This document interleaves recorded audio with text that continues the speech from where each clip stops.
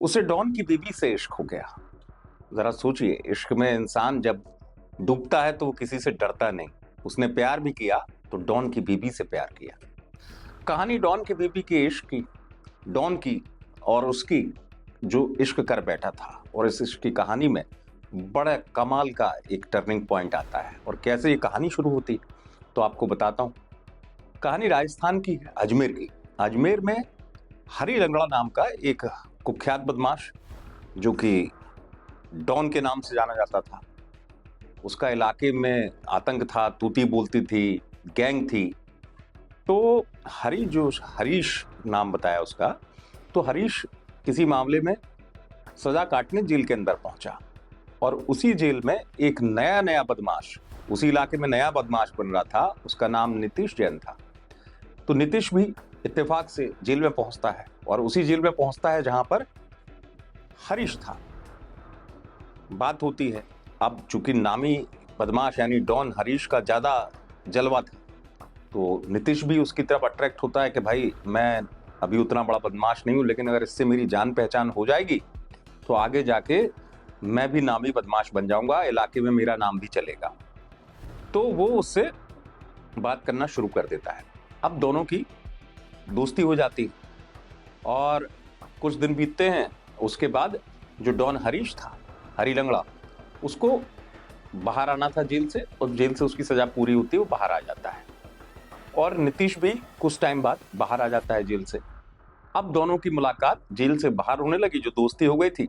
और कभी मिलने वो बुलाता, दोनों साथ में बैठते, दोस्ती बढ़ रही थी। अब ये दोस्ती जो है बाजार की मुलाकातों से घर तक आई। तो नीतीश को उसने घर बुलाना शुरू कर दिया। नीतीश की जो उसकी बीवी थी डॉन की, उससे बातचीत शुरू हो गई। घर आते हैं तो उन्होंने कहा चाय पी लो, और जैसे दोस्ती शुरू हो गई। अब ये दोस्ती जो है धीरे धीरे आगे बढ़ती गई, और बार बार नीतीश उस डॉन के घर पे आता।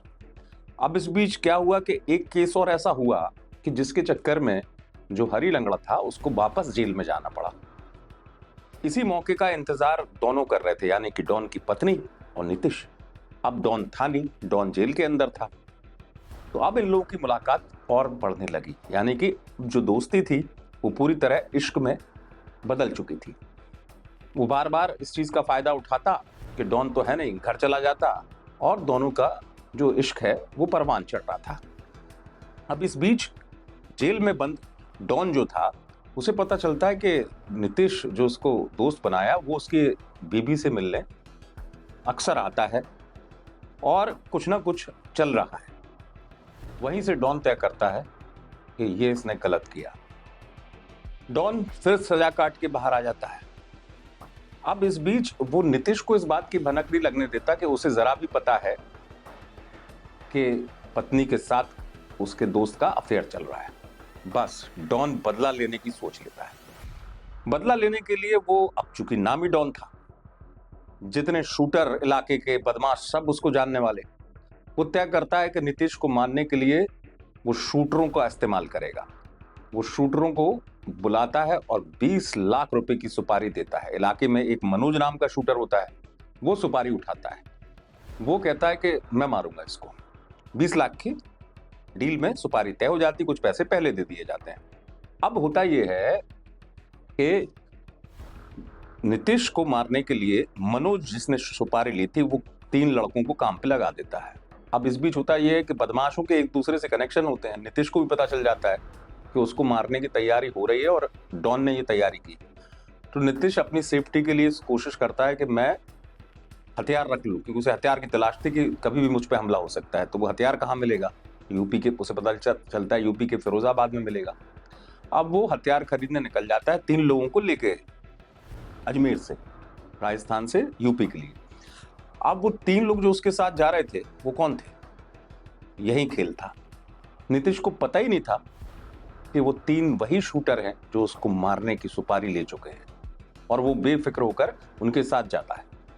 अब होता यह है कि ये लोग प्लान के तहत नीतीश को ले जाते हैं, और एक कमरे में, जिस शूटर का एक कमरा था यूपी में, वहां पे ले जाते हैं। और उनमें से एक जो शूटर है वो नीतीश पर वार करता है और स्पॉट पर ही मार देता है। लेकिन जहां पर ये सब कुछ हो रहा था वहां पर कंस्ट्रक्शन का काम चल रहा था। ये कहानी आपको दृश्यम की याद दिलाएगी, चर्चित फिल्म दृश्यम जिसमें इतना सस्पेंस था, उससे भी ज्यादा हैरान करने वाली कहानी। तो ये लोग इतना खतरनाक प्लान बनाते हैं कि जहां पर काम चल रहा था वहां गड्ढा था, उसी गड्ढे में मारने के बाद नीतीश को डाल देते हैं। और वहां पर फर्श की टाइल्स बिछनी थी, मजदूर आए नहीं थे, तो वो टाइल्स बिछाने वाले अगले दिन आने वाले थे, ये नीचे रख देते हैं, पता ही नहीं चलेगा कि बॉडी कहाँ पे है। आते हैं, टाइल्स बिछ जाती तो सवाल ही नहीं, सबूत, ऊपर से टाइल्स बिछ गई।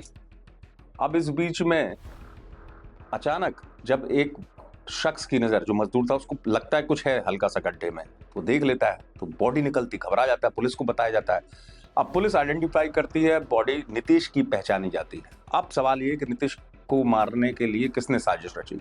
पुलिस को पता चल जाता है कि भाई डॉन है, डॉन का कनेक्शन है इस मर्डर में।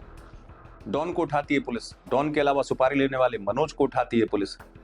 अब दोनों से कड़ाई से पूछताछ शुरू हो जाती है, लेकिन इस बीच पुलिस के लिए बड़ी चुनौती थी वो 3 शूटरों को पकड़ना, कि वो 3 शूटर कैसे पकड़ में आएंगे।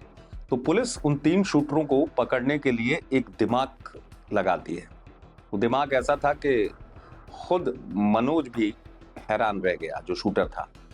पुलिस दरअसल इस बात को ओपन ही नहीं करती कि मनोज को अरेस्ट किया है, किसी को पता ही नहीं रहता। और पुलिस को यकीन था कि शूटर जो हैं, जिन्होंने मारा है, वो मनोज को फोन करेंगे, क्योंकि अभी भी शूटर जो सुपारी ली गई थी उसके पैसे कुछ बाकी हैं।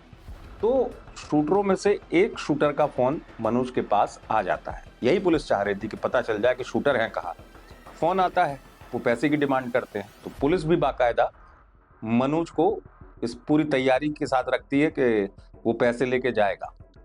पुलिस सूटकेस में कुछ असली और कुछ नकली नोट रखती है नीचे, और मनोज को लेके जाती है उन शूटरों के पास। जो टाइम दिया गया था उस टाइम के मुताबिक वो शूटर वहां पहुंच जाते हैं, और तीनों के तीनों पुलिस के जाल में ऐसे उलझते हैं कि पुलिस तीनों शूटरों को गिरफ्तार कर लेती है। अब पुलिस को तो ये गिरफ्तारी पुलिस कर ही चुकी थी, लेकिन ये चैलेंजिंग केस और हैरान करने वाला केस इसलिए भी था कि पुलिस को यकीन नहीं हो रहा था कि दृश्यम जैसी कहानी रचने वाले कातिल, जो पुलिस को बहुत बुरी तरह उलझा चुके थे, उनको पुलिस सुलझाने में कामयाब हो गई। लेकिन हाँ, डॉन की बीबी से इश्क का अंजाम नीतीश को भुगतना पड़ा। ये अपने आप में काफी हैरान करने वाला केस था, हालांकि पुलिस ने इसे सुलझा लिया। आप देखते रहे वीके न्यूज।